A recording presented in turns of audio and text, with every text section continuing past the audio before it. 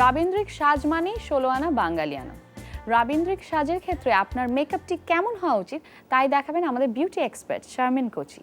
Viewers, বাঙালির যে চিরাচরিত সাজের বৈচিত্র্যতা তা কিন্তু আমরা ঠাকুরবাড়ির সাজ থেকে পাই। ওই সময়কার রাবীন্দ্রিক যে সাজটা ছিল সেটাই কিন্তু বাংলার ঐতিহ্য হিসেবেই আমরা বহন করে আসছি। ঠিক এইরকম একটি রাবীন্দ্রিক সাজ আমরা এই পর্বে দেখাবো, আর এই পর্বে মডেল হিসেবে থাকছে সারা।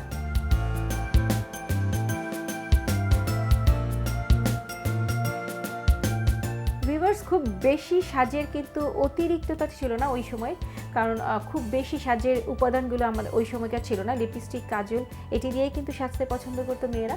সো আমরা এটাকে আমরা মাথায় রেখেছি। বেসটা একেবারেই ন্যাচারাল করেছি, যেহেতু সারার কমপ্লেকশনটা ফেয়ার ছিল। চোখের বেস মেকআপের ক্ষেত্রে কিন্তু আমরা একেবারেই ন্যাচারাল রাখবো। আমরা লাইট ব্রাউন কালার দেবো যাতে বোঝা না যায় চোখের উপর কোনো মেকআপ আছে। চোখে যদি আপনার পাপড়ি কম থেকে থাকে তাহলে সেক্ষেত্রে আমরা ফলস ল্যাশ ইউজ করব।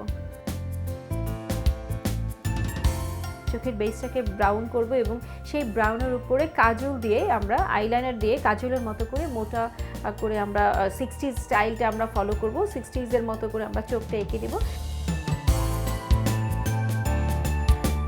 ওই সময়কার কাজল কিন্তু খুব জনপ্রিয় ছিল। কাজলের বড় টান আপনারা জানেন, মোটা করে হরিণীর মতো করে যে বড় চোখগুলোকে টেনে দিত, ওই সাজটাই কিন্তু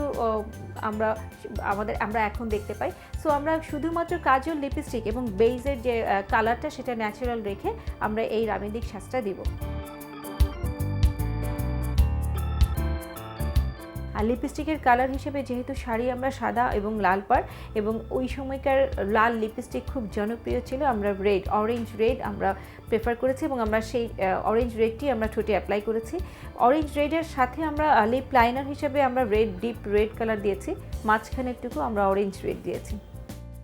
ভিউয়ার্স, ওই সময়কার সাজের খুব গুরুত্বপূর্ণ একটি অনুষঙ্গ হচ্ছে টিপ। মেয়েরা খুব টিপ পরতে পছন্দ করতো, আমরাও এক্ষেত্রে কিন্তু লাল বড় টিপ অ্যাপ্লাই করেছি।